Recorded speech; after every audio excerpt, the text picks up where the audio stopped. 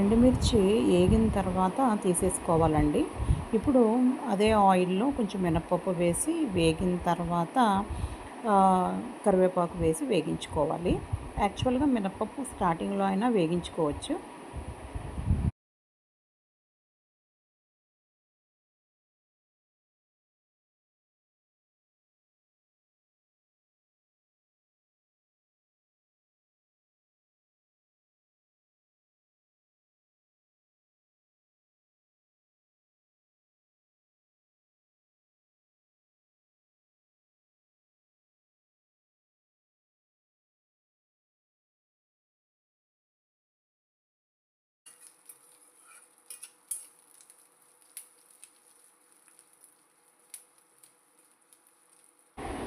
Mixie జార్‌లోకి ఎండుమిర్చి, మినపప్పు, కరివేపాకు వేసి మిక్సీ చేసుకోవాలండి.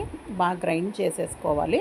అందులోకి వెల్లుల్లిపాయలు వేసుకోవాలండి. ఇది కారం తక్కువగా ఉండేటటువంటి ఎండుమిర్చి కాబట్టి కొంచెం వెల్లుల్లిపాయలు ఎక్కువ వేసుకున్నాము. తర్వాత చింతపండు కూడా వేసుకోవాలి.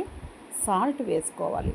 సో తర్వాత అన్నీ మిక్సీ పట్టేసుకోవాలండి. దీనికి కారం తక్కువగా ఉండేటటువంటి ఎండుమిర్చిని వాడాలి. అవి మాత్రమే బాగుంటాయి. గ్లాస్ జార్స్తో ప్రిజర్వ్ చేసుకోవాలండి. చాలా టేస్టీగా ఉంటుంది. కంపల్సరీగా ట్రై చేయండి. ట్రై చేసి మీకు బాగుంటే మాత్రం సబ్స్క్రైబ్ చేయండి, లైక్ చేయండి, కామెంట్ చేయండి. Thank you.